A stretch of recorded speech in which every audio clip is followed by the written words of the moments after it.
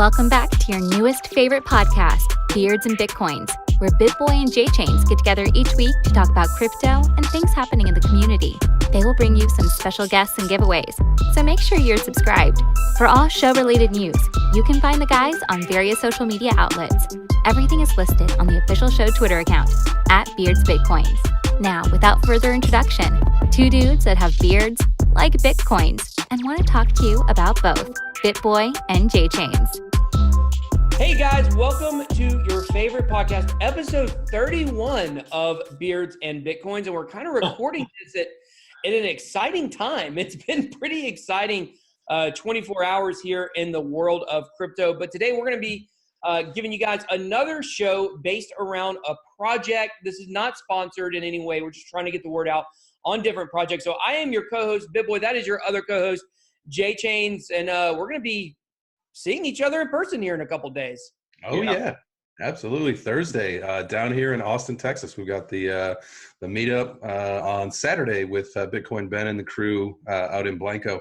But what's really exciting about today's episode, and we'll get to in a second, is Apollo Currency Foundation. They are going to be joining us in Blanco as well, but we're going to party with them Thursday night here in Austin. Very exciting about that. Yeah, but that's going to be cool. We'll talk more about that later. But so for our guest, we've got AJ Mora, aka Crypto Jackson, joining us today. So thank you for being on the show. Yeah, for sure. Thank you for having me. This is cool. I love it. Absolutely. I need a little bit more growth out of this thing in order to really fit the picture of beards and Bitcoin. But I got it started. Yeah, it's good as long as there's something there. We've had a few ladies on the show, and they've asked if they needed to wear a beard, and we said it'd be funny, but not necessary. Right. But anyway. So I think let's move on to the show sponsor, right? Yeah, that's right. It's time for our special Monarch Token.io crypto Twitter shout out segment sponsored by Monarch. You guys know Monarch. Everybody knows Monarch. Premier crypto wallet in the space. Your crypto is stored on the blockchain. They have a partnership with Celsius so you can earn interest while you have your crypto, on the Monarch wallet. They have Monarch Pay coming out soon where you're going to be able to pay your bills with crypto. It's really incredible. You guys check it out. President is Robert Beatles, aka Crypto Beatles. Most genuine guy, in my opinion, in the entire space. He's realer than real. Yeah, and not only is he genuine, he's a super nice guy. So, definitely believe in Monarch and what they're doing. So let's move on to our Twitter shout outs. Who you got this week, J-Chains? This will be a kind of a funny one. It's kind of as I was telling you, it's a gentle dig that I thought I got a lot of humor out of. But my shout out this week's going to go to Elon Musk. And I'm going to shout him out because he's now proclaimed himself as the CEO of the Dogecoin, which I'm not a big fan of that. But why I think it's really funny is that CZ at Binance has been trying so hard to get Elon's attention. And Elon finally shills something that's not listed on Binance. So I know it's kind of weird, and in a strange way, it really made me laugh hard. So my shout out goes out to Elon Musk this week. What about you? Well, before we move on, I want to make a couple comments about this situation. Number one, I do think Elon Musk might get in trouble for this. He may get in trouble for this. He's supposed to have a committee of people that read his tweets before he sends them out. And I don't know if they did their job this time because, it's nothing bad for crypto, but in the stock world with him being the CEO of Tesla and now or did he have to temporarily step down? I can't remember exactly. He had to step down. Yeah, but whatever it is, all of a sudden you got to look at this from these really old, archaic kind of investing rules, so financial rules. It may appear by looking at that, even though to us it's hilarious and it's basically a meme, to a normal investor that he's not with Tesla anymore. Now he's the CEO of Dogecoin. They don't even know what that is.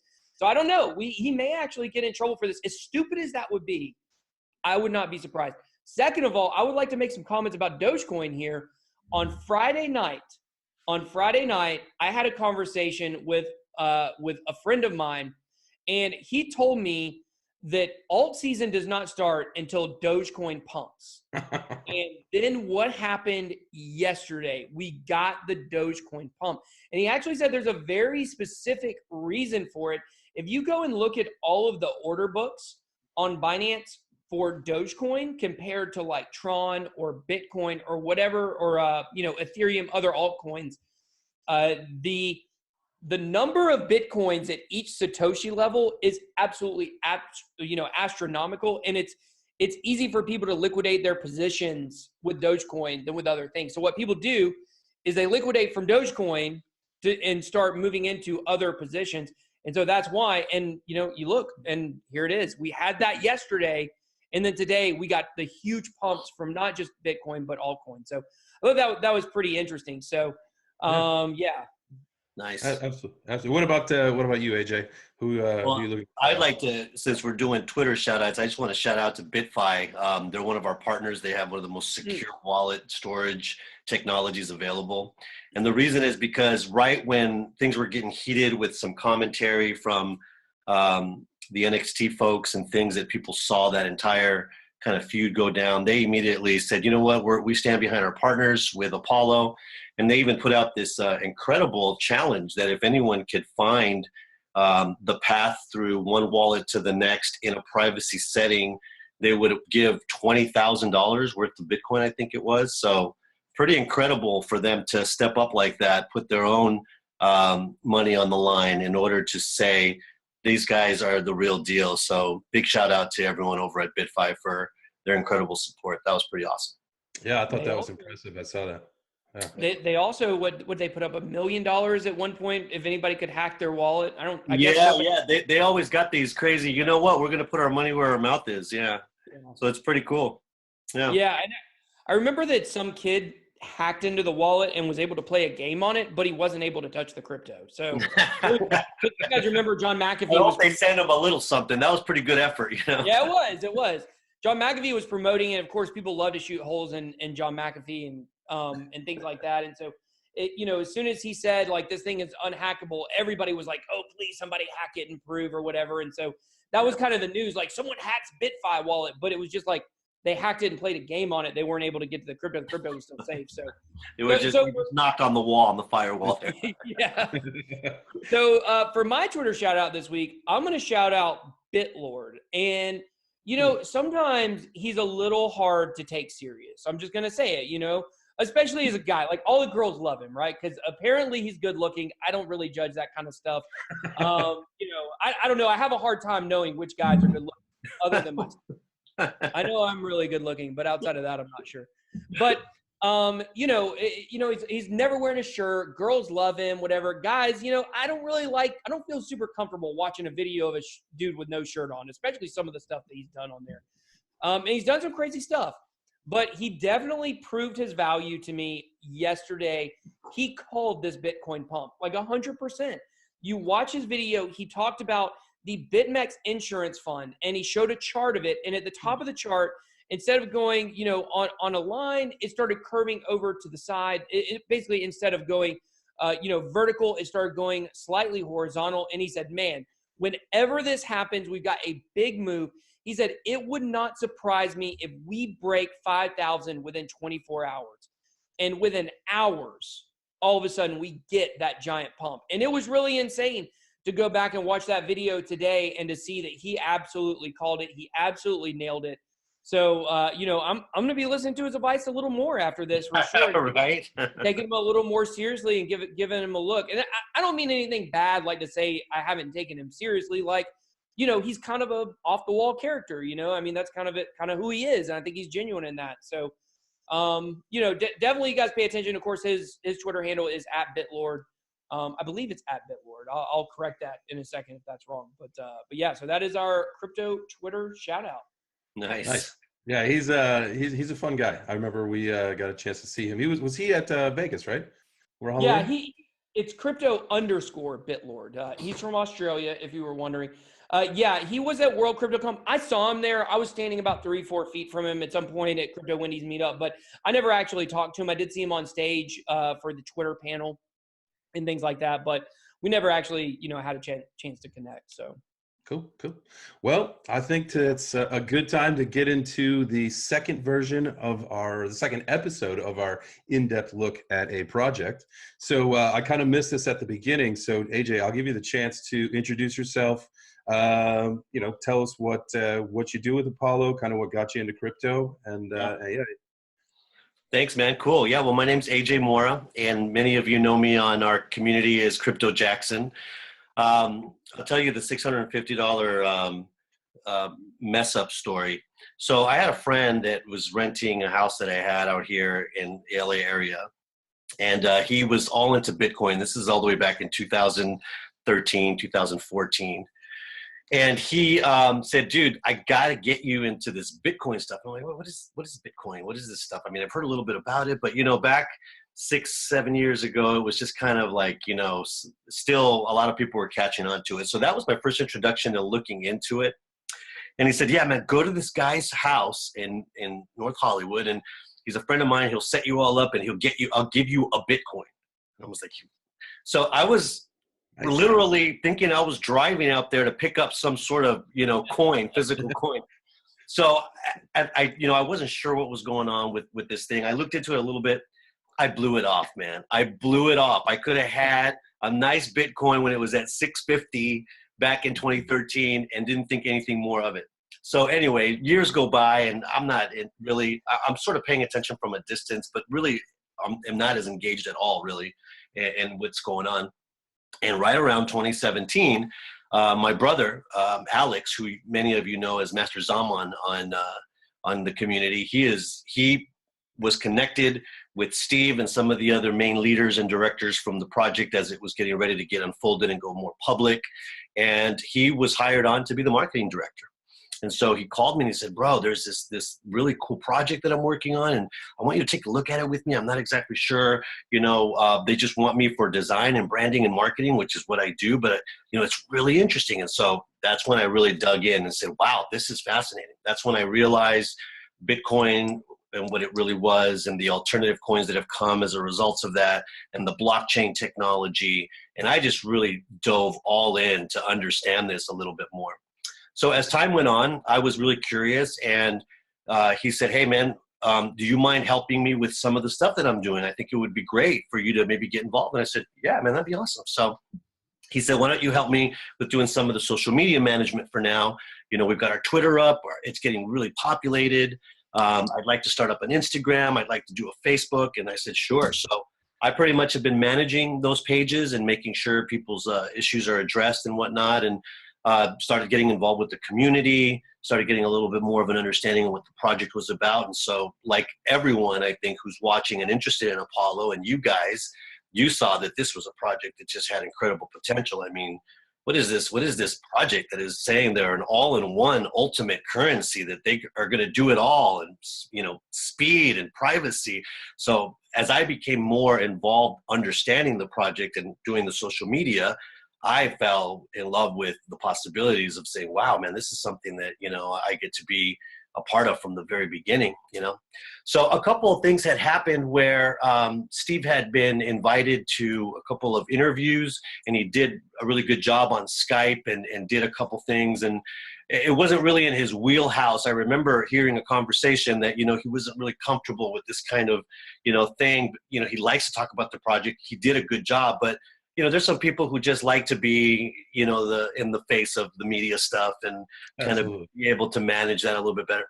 I've been involved in the entertainment industry. I've done some TV things before, radio stuff. I used to do it professionally, but many of you've kind of caught wind there that I'm a DJ and a producer. I did it a lot in the early 90s. And so since I've raised my kids and all that, I've kind of moved away from that, but it's still fun, and I still kind of do it as a hobby. So as a result of just being around kind of media and entertainment, it's pretty easy for me to yak about things like that on camera or whatever. So I mentioned, hey man, I'd be happy to try this. And he gave it a shot and sent me to one of these interviews in New York back in November of last year. It came out okay. I was still polishing and learning the process, but as a result of that, and then another one, I think in January, and then I went again in February, and then I just came back this last Friday from doing a great Bloomberg presentation about Apollo. I've sort of kind of put myself in a place here where I've become sort of the spokesperson for Apollo and the project. And so it's been great. I'm still polishing and learning all of the terminology and the technology that we're doing. But I think in general, I could support and answer the questions that are necessary for viewers and people who want to know what Apollo is about. But that's kind of been the journey. That's how I fell into crypto, and that's how I am so privileged and honored to be a part of Apollo. So that's it. That's awesome. So if you need a wedding DJ, you're the guy, right? You want to put your phone number up? Or no? I'll DJ your wedding, buddy. That was 9 years ago. Oh, that was 9 years. Well, that's cool. That's awesome. So give everybody, if anybody that is listening is not familiar with Apollo, the foundation or the currency, give them a kind of a quick summary of kind of what it is, what it's all about. Well, we set out to develop Apollo because we knew that there was, in the current market conditions, just a huge void. A lot of things were missing. There was a number of altcoins that had come out with various blockchain solutions and various privacy features and solutions. And it seemed like it was just like everyone was trying to do a little bit of something. And so Apollo realized that there was an abundance of alternative coins that had really cool features in the cryptocurrency world, and set out to be the ultimate all-in-one. And it achieved that literally by creating a platform that is scalable, that continues to grow, that pretty much you can do any blockchain related task that any of the main cryptocurrencies out there can do all on one platform. And so this idea is not just grandstanding or trying to act like we're bigger than anybody else, that we are the all-in-one ultimate privacy coin, and now the fastest coins out there with our 2-block transaction speeds, 2-second block transaction speeds. I mean, that's incredible. So that is what Apollo set out to do, to bring solutions to all of these things all in one platform. So we are the most private and fastest privacy coin in the world. That's cool. And one of the things you say, like when you're all in one, and there's, everything. You've got even marketplaces, right? And I know that there's a retailer here in Texas. He's like a food retailer. He has a shop set up there on the marketplace, so you could buy, it's like wild caught salmon, fillet steaks, all this stuff from this guy who's a food distributor right from the marketplace. So you can use the currency, you can use it as the marketplace. It's you guys are about to, and I'm sure we'll talk about this, momentarily here, but about to drop the decentralized exchange that's inside the wallet. So excited. That's super exciting. It literally has and again, there are, projects that everybody's excited about. I'm personally super excited about Apollo. So, this is a fun one for me to talk about. That's for sure. So so if obviously we've got the all-in-one feature of it, but what would you say the biggest differentiation between Apollo and some other privacy coins? You've got Monero and some of the other ones that are up there. Sure.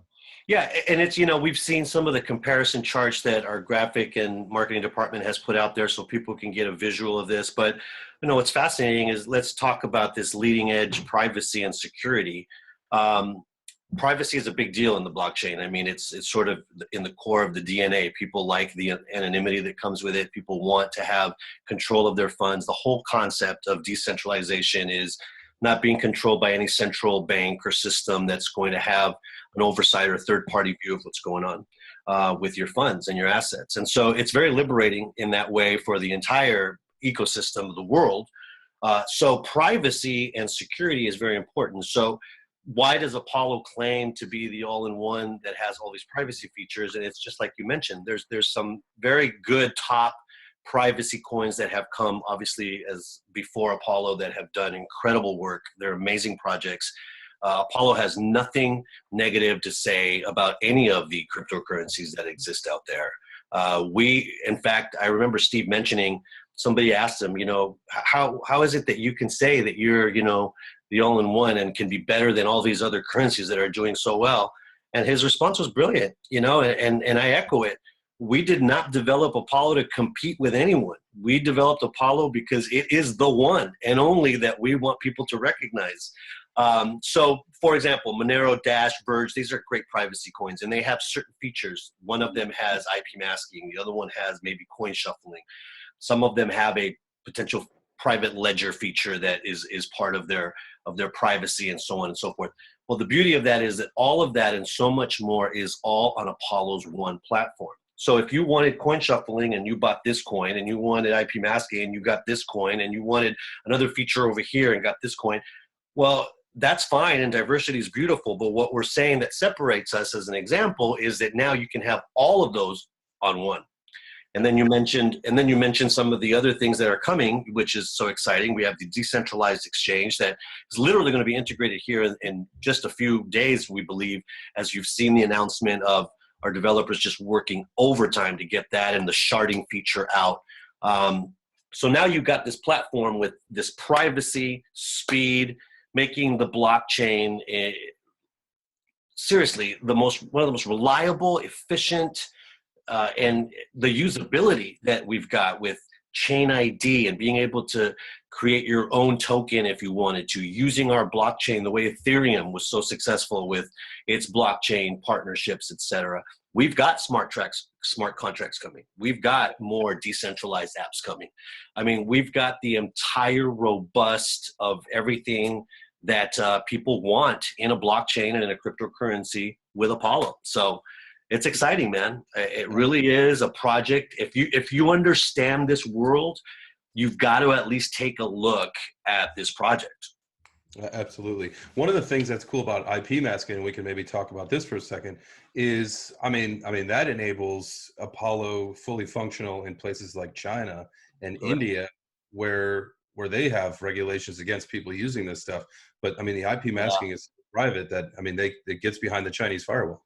Yeah, and it's not just a fancy way of saying use Tor. There's a second level IP masking that's going to be released soon that goes even beyond, like you said, places where there's heavy government regulation, where people can have an opportunity to invest in this incredible new ecosystem. It's a revolution, man. It truly is a financial revolution. So you're absolutely right. IP masking is amazing. It's more than just hiding your IP address, but it's going to go beyond some of the incredible restrictions that other cryptocurrencies have to deal with still. Yeah, that's fun. I would like to fast forward 10 years because I think that regulation is going to be very slow. I mean, we've already seen the United States, and the United States is really one of the first dominoes that's going to fall. In Korea, for instance, waiting to see what the SEC is going to do here. Before they make it. So let's fast forward 10 years down the road. And this is something that I'm legitimately concerned about for all privacy coins. We already have France that's came out and said that they're going to try to do everything they can to ban privacy coins. Of course, we know North Korea, China, Iran, we know what these countries are going to do, just like we were talking about with the IP masking. What if all the countries of the world band together and say, we're not going to allow these privacy coins? We know the talking points are going to give, terrorism, human trafficking, the drugs, the whole 9 yards. And they all band together and say, we're going to ban these coins.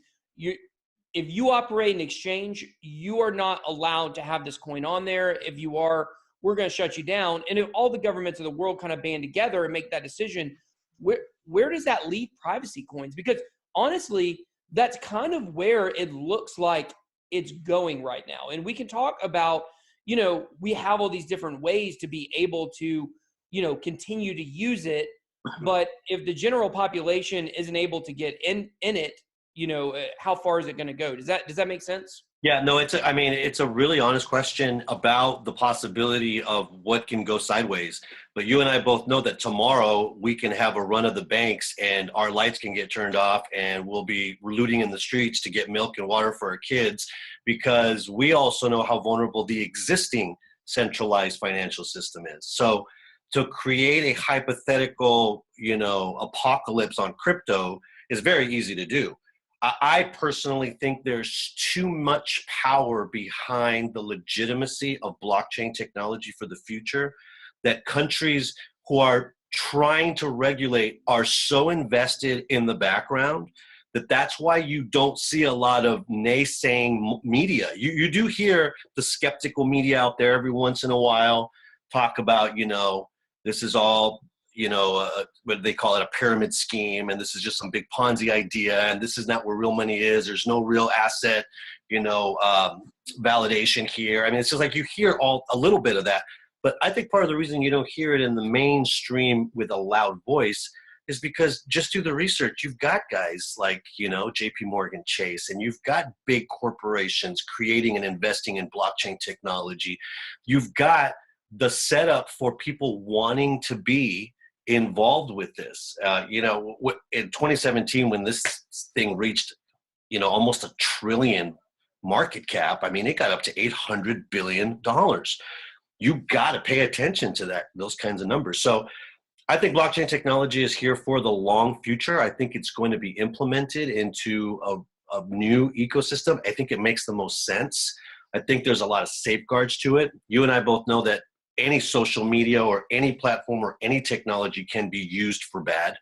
And so Apollo is obviously signing itself up to be a usable real world use case coin and currency with a platform that is just so robust that real good could be contributed to the world through its blockchain creation.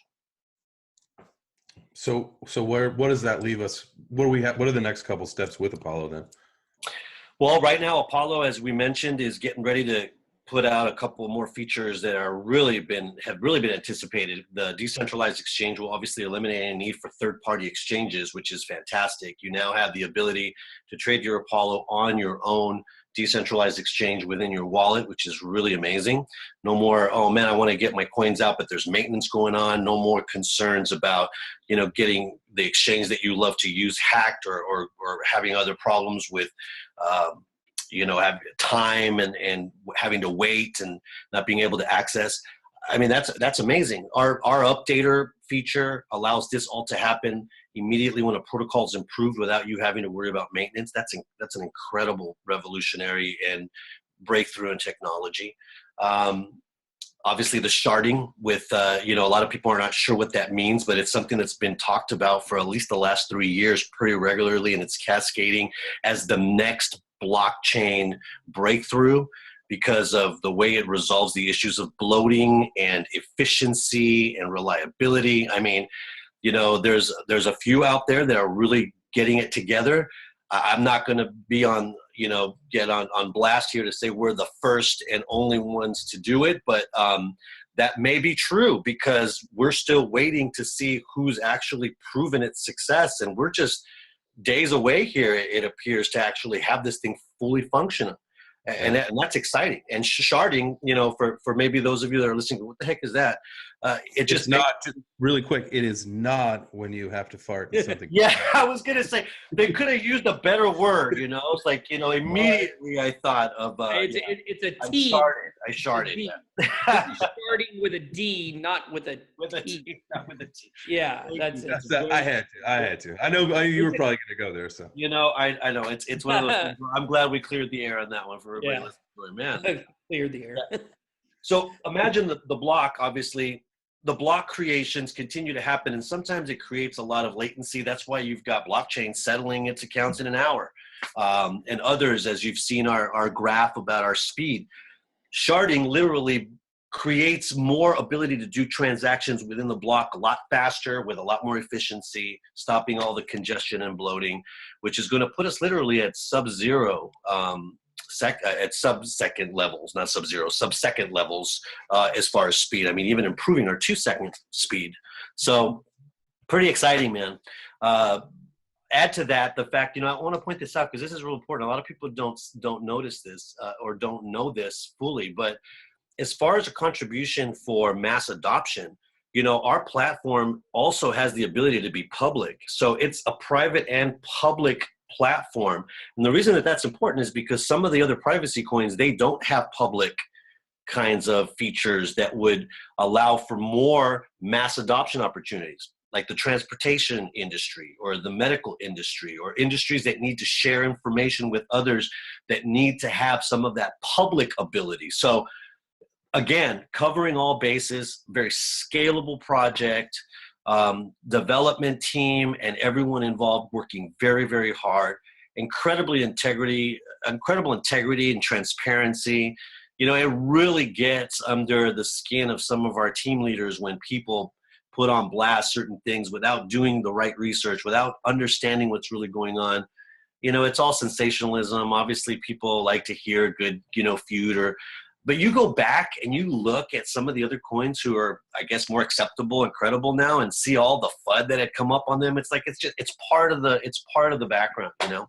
It's like It's just, you know, it's a unfortunately, they call it a necessary evil, I guess. I don't know. But one of the things that I appreciate so much, and the guy from CCN actually pointed it out, that when he was gracefully addressed about the issue, there was no disrespect or, you know, what the heck, or, you know, there was the community and everyone responded in a way. And I think that's beautiful, man. I want to acknowledge that is what Apollo wants to be about.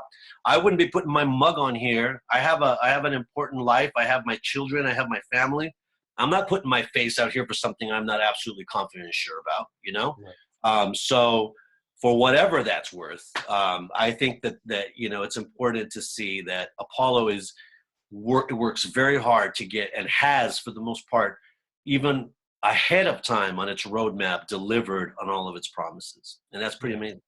I think, you know, that's pretty important when you say that, because, you know, you see, you know, you look at a team's white paper, or you look online and you'll see nothing but fake images and stuff. It's like, who am I even talking to? But like, you know, when you can actually talk to somebody, same thing. Like, I wouldn't ever put my face out for something that I didn't believe in, you know? So, I mean, that makes a ton of sense. I mean, your face is like, your face is all right. I mean, it's not worth as much as mine is, but you know, I got to be a little more picky than you. So, plus, we all get to meet each other at the big, you know, at the big conference here in Austin. Here on it next. My head is bigger in person than it is on screen. That's funny. Okay, well, I want to talk about a little more about the actual project and, you know, the plans for the future for it. So it's not in the RC20, right? It's built on its own platform. It's its own blockchain and platform. Yeah, it's its own blockchain, and there's plans to have decentralized apps on it. So basically, in a way, so when we're saying all in one, like it's almost like a combination of, say, like Monero and Ethereum. Yeah, absolutely. That'd be a good way to say it. Yeah, I mean, it's like Ethereum provided so much opportunity for blockchain to expand with other coins that shared on its blockchain. The reason we call the Hermes 2.0 blockchain a third generation blockchain is because we literally created a brand new highway with incredible possibilities. Another artery that is set to be revolutionary. I mean, truly, once the smart contracts come out and once some of these other decentralized apps are implemented and integrated into this, I mean, it's going to be amazing. Think about this. Steve McCullough, who is our, you know, new business development director, our PR, he's been the leader, and I really appreciate this guy. I know him in a way that maybe a lot of people don't, and so for whatever that's worth, I'm really excited to have him as our leader, because he does the best that he can to answer people's questions and really stand behind this project. You know, right now he is on a tour in Africa discussing the possibility with world leaders there about the consideration of Apollo or cryptocurrency in general, because this is an amazing thing. This is a pioneer kind of step for the entire cryptocurrency sphere.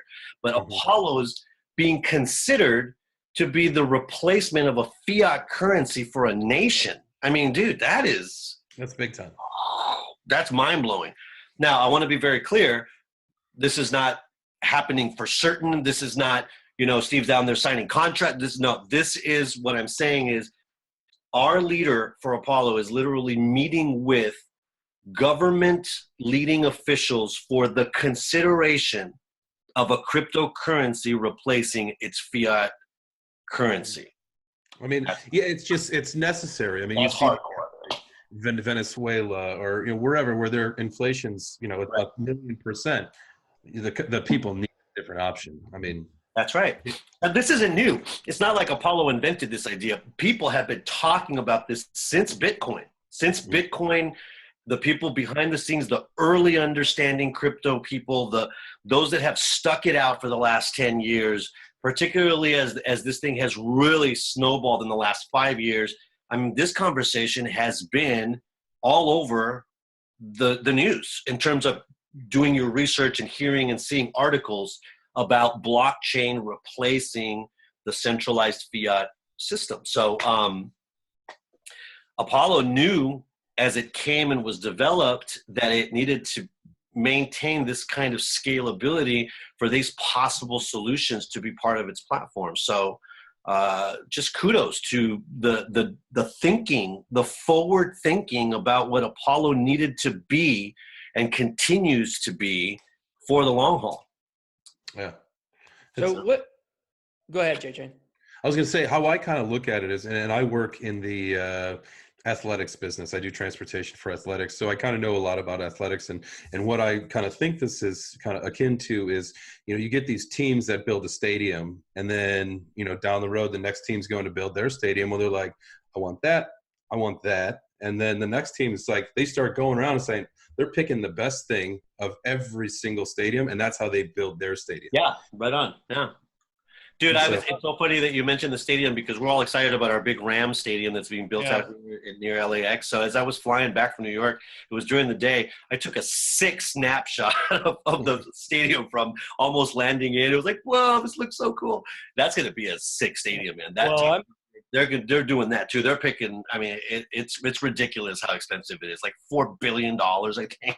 That's crazy. Well, I've been enjoying, we in Atlanta have the current best stadium. The it's one of the newest, right? Because with the photo lens. Yeah, it's like a pinwheel at the top, So, our stadium's real nice, but I definitely saw the plans for that stadium, and then the one that's going to blow them all away is going to be the Las Vegas stadium. That's going to be That's going to be. This was the air shot. Can you see it? Oh yeah. Nice. Oh, that's a sweet picture. Yeah, it's gonna have something like suspended over the top. I think I've seen the drawings for it. It looks sick. It looks incredible. I mean, stadiums are just gonna in 15 years, our Atlanta stadium is gonna be outdated. I mean, that's just how it works. So I mean, everything in technology and the sports and entertainment industry is just so it just outdoes itself every year. It's like it's just the way it is. I mean, it's the sign of the times, man, for sure. Yeah. It reminds me of that commercial. Well, real quick, that commercial when this was back when 3D TVs were the thing. Like the guy's getting his 3D TV delivered, and on the side of the delivery truck is coming soon 4K. And he's like, the daughter laughed at the dad like, right? Exactly. I remember the first time I ever saw a high def TV. I was working for a roofing company, and I was like going around doing estimates. I was probably like 18 years old, and man, I walked in this guy's house to talk to him about his roof or whatever. And gosh, he had this high def TV on there. I had never seen it before. And I was like, is that even a TV? What is that? Like the graphics on it are so insane. And now we just take it for granted. It's like, yeah, of course it looks I know it. So, but what is so we already have 4 working platforms in cryptocurrency that are doing pretty well. I'd argue one up and comer, one doing very well, the other 2 kind of but Ethereum, Tron, EOS, and IOST. And, we've got these platforms. They all kind of have some unique things about them. They're all kind of building on what the people before them did before. What is going to be the draw to get developers to come to Apollo to build on there instead of these other 4 platforms that, are pretty far ahead of where you guys are right now?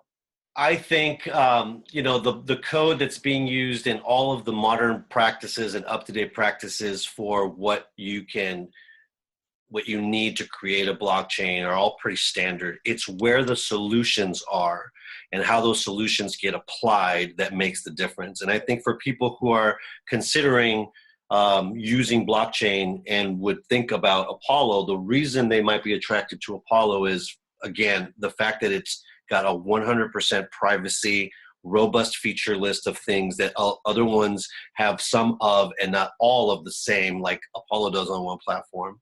The fact that it's got the speed that it does and will continue to improve on those speeds because of features like sharding, which no one has really been able to accomplish that. And we are here still at this interview anticipating that for Apollo. So it shows you that it's a revolution for sure. I think also the fact that we are going to have the same kinds of things in offering of smart contracts and some of our innovations for decentralized applications is huge. One of the things that I think sets us apart as well that I haven't seen too many other people do is our decentralized Apollo networks. I mean, we've already got about 3 of them all around the world, Australia and Africa, and they're continuing to become a reality. And we are aiming towards thousands of locations all over the world. This will allow for people to participate with Apollo and cryptocurrency in regions of the world where they just can't, because the hurdles of mass adoption are, a bank account, a computer, some basic knowledge and patience. Well, now with a decentralized Apollo bank, you can walk into a place that has Apollo and trade and buy Apollo with cash. I mean, that's fantastic. Some of our partnerships, CloverDex, for example, is integrating a debit feature that we are hoping to be a part of as well. So how sweet it is to be able to go and pay for your Starbucks with some Apollo as you pull out your CloverDex, Apollo currency card. I mean, all this stuff, I think, is what encourages mass adoption. But to your point and question more specifically, Apollo, again, has set up such a robust blockchain of efficiency, reliability, and user world use case possibilities that as we get more aware and known to the world, it's going to be one to have to contend with just by the nature of its efficiency and what it's doing and what it's already done, Very exciting. Sounds good. Yeah. I'm ready. Give me that card now. I'm ready to start. Bro, right? I'm serious. I don't know if you guys followed, but Coinbase had the Shift card. Did you guys ever check that out? So they had a card that was connected to your BTC wallet. And bro, I've been using that like for everything. Like I've literally 80% of my funds for my kind of day-to-day expenses, I moved out of my Chase account and put them in Coinbase. It's risky because the volatility, but bro, seriously, using that card for like lunch with my kids for $30, within an hour sometimes I made that $30 back and $10 on top of that. That wouldn't have happened if I used my Chase debit card. It'd been 30 done at one and done, right? Yeah. So the ability to be able to access your crypto with an acceptable Visa, MasterCard debit. Only go eat during a pump. That's what you do. That's what you do. Is you got to eat a pump. You're like, honey, let's go. Puppy, let's go grab some food. Yeah, exactly. Bruce Chris tonight, baby. You're just checking. It's like, what's this pump looking like? Where are we All going? right, go get the car. Do we go to Chili's or Steakhouse? I know, right? Depending on where it's at. No, it's kind of low. We're sticking to McDonald's. Exactly. Yeah. No. So they recently sent an email though that they are retiring the program on April 11th. So I'm like, dude, that sucks. And there is no other card out there.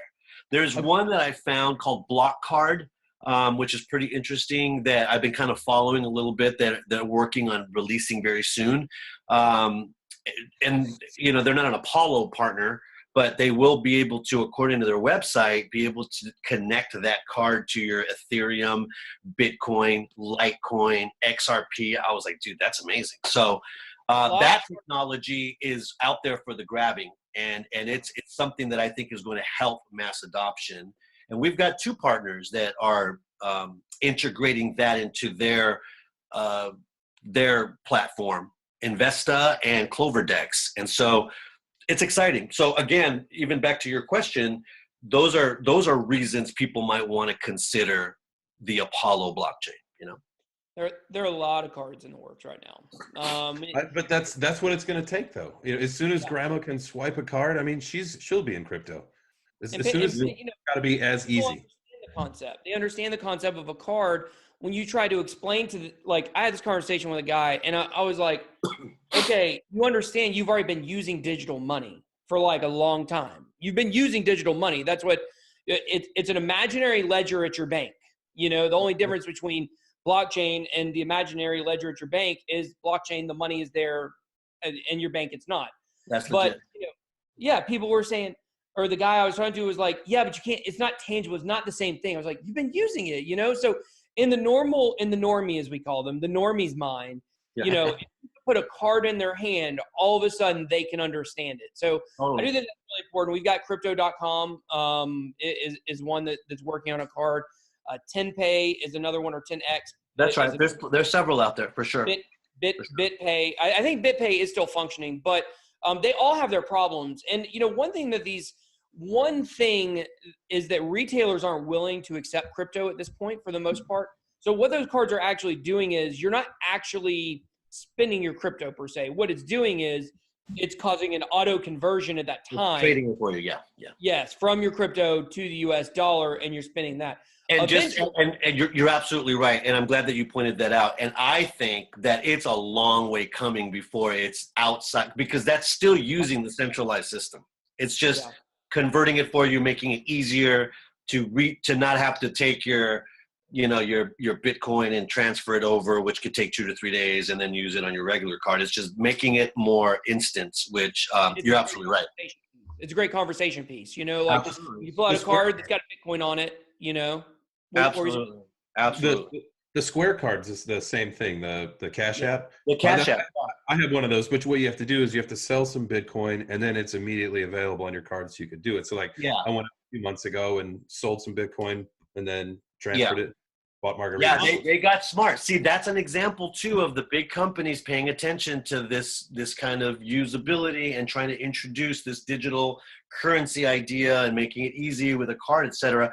I was surprised when I saw the Cash App that it had the BTC availability on there. That was about a year or two ago. It's very recent. I'm not even sure how long Cash App's been around, but I realized that was really cool. The other thing, I don't know if you've noticed, but you can check off a little box on Craigslist that you will accept cryptocurrency. Oh, I've been doing that. I've been selling my old homebrew stuff I got some Ether, Litecoin, Bitcoin. Right? It's great. Amazing.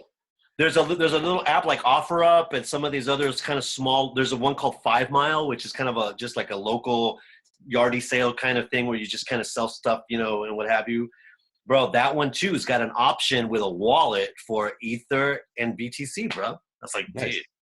Yeah, that's crazy. So just signs that mass adoption is coming.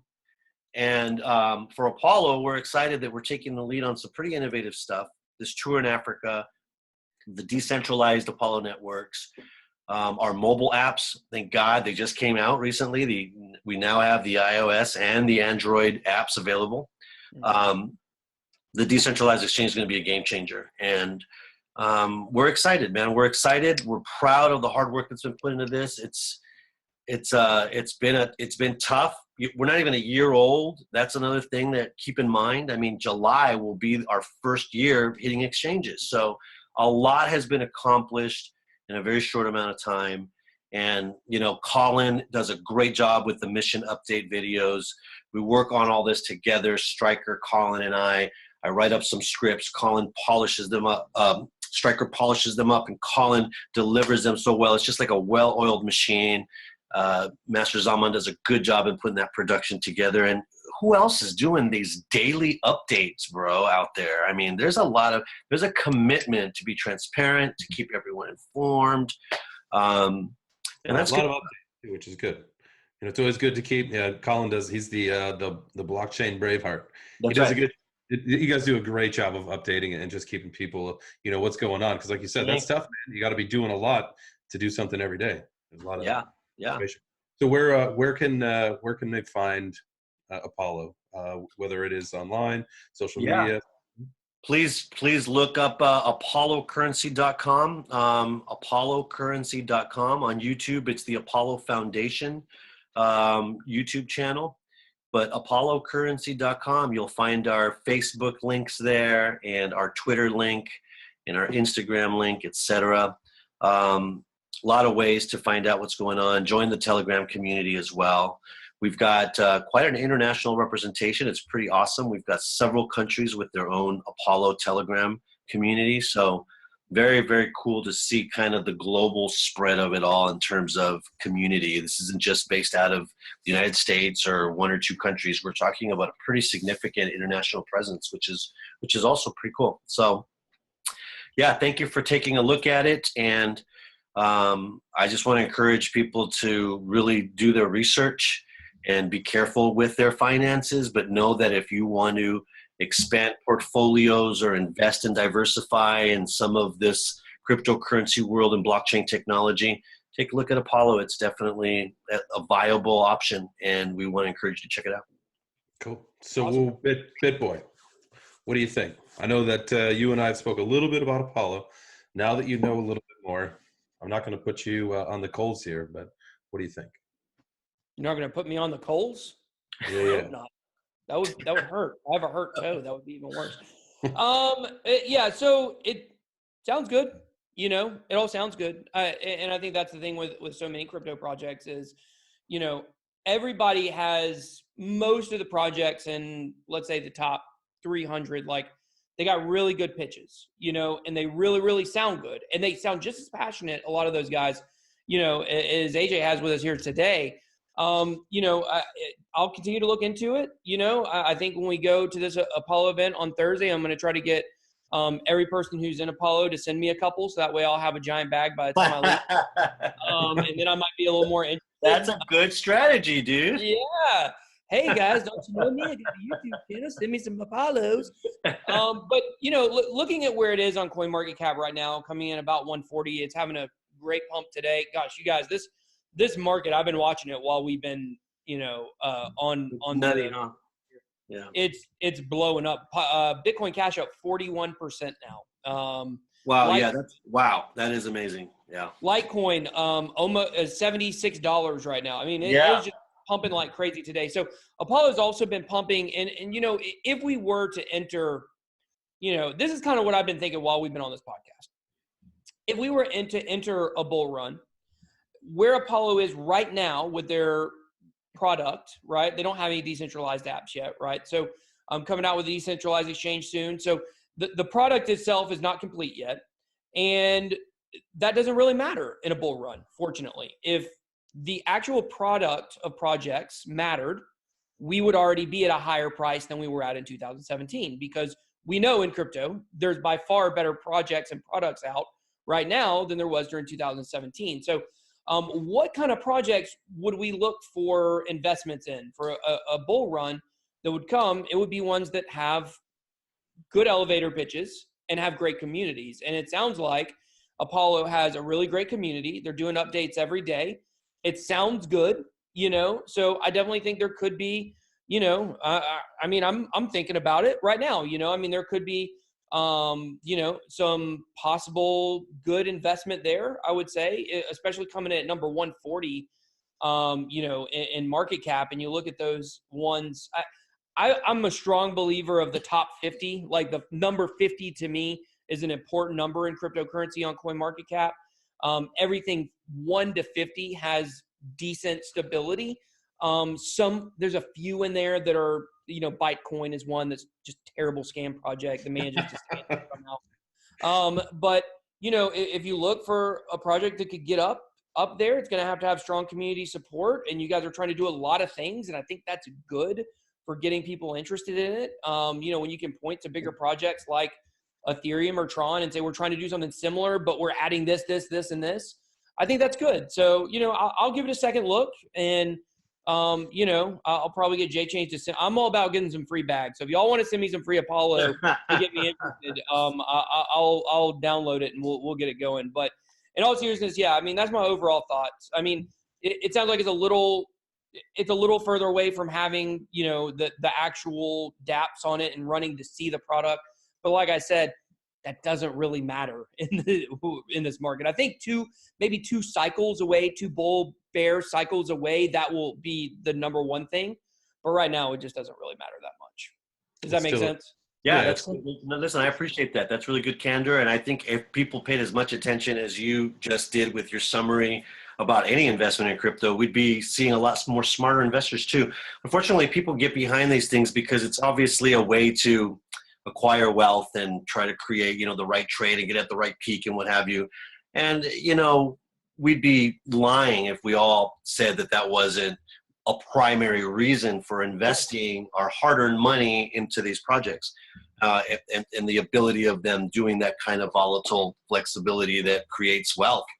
But if more people actually paid attention to the technology behind it, and I think this is where it's going to create a shift in the investments of the real traditional investor adopting crypto, is they're going to pay attention to those little details. They're not going to be interested in Lambos and mooning, and they're not even going to have conversations about shit coins and what is this and pumps and dumps. They're going to be looking at what has the scalable longevity that is required for me to put my hard-earned money into investing in the whole of this project. And that is still an education process for a lot of people, which is why some of these coins are battling. And you're right, man. I'm with you. I look at the coin market cap and look at the 100 and go, man, I don't even recognize, how are we still below them? But then the silver lining and flip side of that is, well, dude, at least we're still in the top 4%, top 2%, because it's like, what, 2,000 real active coins, about 4,000 listed on there. I mean, that's not bad for a coin that just came out and is still completing its development on time. So, no, I was surprised. I was surprised how high it was. I thought it was somewhere in the 3s or the 4s, and I went and looked. And that's respectable, you know. We got to, at one point, we got to 86, I think it was. J-Chains, you remember that? When we got, I think it got above 100, which, so we're going to aim for that. We're going to aim for that BitBoy 50 mark, hardcore. Yeah, if you get top 50, I'm in. I hope I can ride it up. Do you guys remember Bitcoin Ben's meetup this weekend? If you've got Apollo, come drop me some, and we'll get rich. Listen, it's going to be really great to meet all you guys in person. I'm excited to meet some of the team and community members that have had good relationship over the last year on the Telegram and stuff, and it's going to be good stuff. So look forward to it. Thanks for letting me yak with you guys for a little bit on here. Hopefully it was helpful and meaningful to informative to folks, and look forward to seeing you guys. Absolutely, man. Had a great time. Thanks so much. Cool, man. All right. God bless you guys. All right, guys. We'll see you guys later. Well, that's it for this week. Thanks for listening to Beards and Bitcoins. If you like what you heard, show these guys some love and rate review on SoundCloud or iTunes. Also, remember, you can always find the guys on social media. The show Twitter page is @BeardsBitcoins. You'll find direct links to BitBoy and J-Chains from there. Make sure you check for updates, announcements, and contests. Good luck to all who enter. See you next time.